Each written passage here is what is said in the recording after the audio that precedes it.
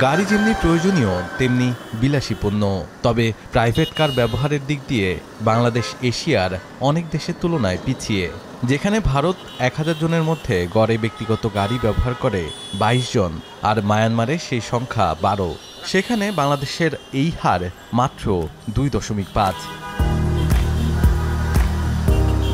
বাংলাদেশের মোটরগাড়ি শিল্প দক্ষিণ এশিয়ার মধ্যে তৃতীয় বৃহত্তম, যার পুরোটাই আমদানিমুখী। গাড়ির চাহিদা বাড়ছে প্রতিনিয়ত। 2022 সালের এক গবেষণা বলছে বাংলাদেশের 1,20 লাখ মধ্যবিত্তের গাড়ি কেনার আয় আছে এবং তারা গাড়ি কিনতেও আগ্রহী। প্রতি বছর এই সংখ্যা বাড়ছে 10 থেকে 15% হারে। গাড়ি কেনার স্বপ্ন অনেকের থাকলেও সেই স্বপ্ন পূরণ হয় না অনেকেরই। তবে সবার কাছে গাড়ি পৌঁছে দিতে দাম সাধ্যের মধ্যে আনতে চায় বাংলাদেশি গাড়ি ব্র্যান্ড টাইটান। আমাদের কিন্তু মেইন উদ্দেশ্যটা ছিল যে বাংলাদেশে আমরা ফার্স্ট ম্যানুফ্যাকচার করব।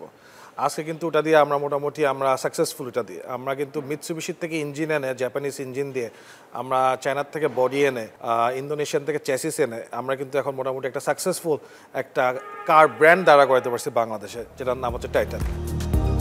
এবছর আধুনিক সব প্রযুক্তি আর নান্দনিক মডেলের দুটি গাড়ি বাজারে এনেছে দেশীয় গাড়ি ম্যানুফ্যাকচারিং ও উৎপাদক প্রতিষ্ঠান বাংলাকার। গাড়ির 25% বাংলাদেশে তৈরি করে বিলাসবহুল গাড়ির স্বাদ পূরণ হচ্ছে কম দামেই। 20 to 25% কিন্তু আমরা লোকালি আমরা কালেক্ট করতেছি। অ্যাটলিস্ট 40 to 50% কিন্তু আমরা নিয়ে আসতে পারবো, যা আমাদের প্রোডাক্টগুলো ইউজ করে আমরা কিন্তু লোকালি বানাতে পারবো। আপনি যদি বাংলাদেশের কম্পারেটিভ গাড়ি নেন, এটা কিন্তু 2 কোটি টাকা দাম। আমি কিন্তু সেখানে 70 লাখ টাকা আমি গাড়িটা দিতেছি। শুধু দেশের বাজারে নয়, এই গাড়ি রপ্তানির কথা জানাচ্ছেন এই উদ্যোক্তা। আমরা বর্ন লাইসেন্স পেলে কিন্তু আমরা এই গাড়িগুলো এক্সপোর্ট করতে পারবো। এক্সপোর্ট করতে পারলে কিন্তু এটা দেশের জন্য একটা বিশাল অবদান হবে। গ্রাহকদের মধ্যেও বেশ সাড়া জাগিয়েছে এই গাড়িগুলো। আমি চালাচ্ছি, আমার ফার্স্টই ভালো লাগতেছে, যেটার হ্যান্ডেলিং ইজ টু গুড, এবং সাসপেনশন খুবই ভালো। জাপানের যে কারগুলো আছে, লাক্সারিয়াস কার আপনারা বলেন, তার থেকে এটা কোনো অংশেই কম নয়।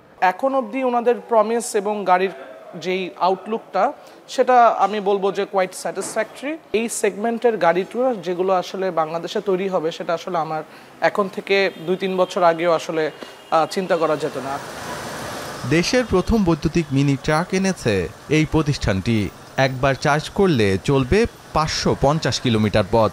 এতে ব্যয় কমে আসবে অনেকটাই। প্রত্যন্ত অঞ্চল থেকে, ইভিন পাহাড়ি অঞ্চল থেকে নানান ধরনের শাকসবজি, মাছ, মাংস এটা পরিবহন যারা করে, অকটেন বা ডিজেলের থেকে 1/4 খরচে তারা এই কার্যক্রমটা করতে পারবে।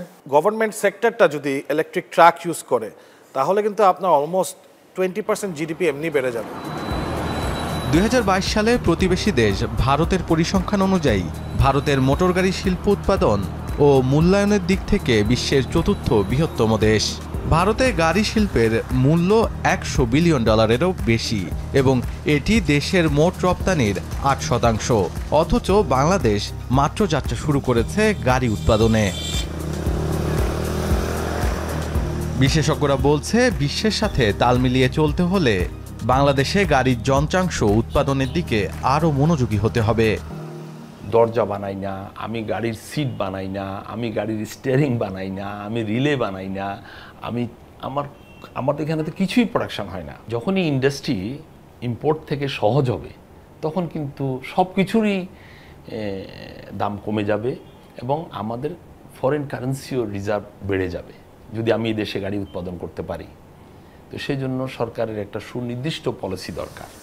বাংলাকারের মতো বাংলাদেশি গাড়ি উৎপাদনকারী প্রতিষ্ঠান ক্রমেই বাড়লে কমে আসবে গাড়ির দাম। আমদানিমুখী এ খাত হয়ে উঠবে রপ্তানির বড় হাতিয়ার, ভূমিকা রাখবে জিডিপিতেও। শাহাদাত অফরো, এখন, ঢাকা।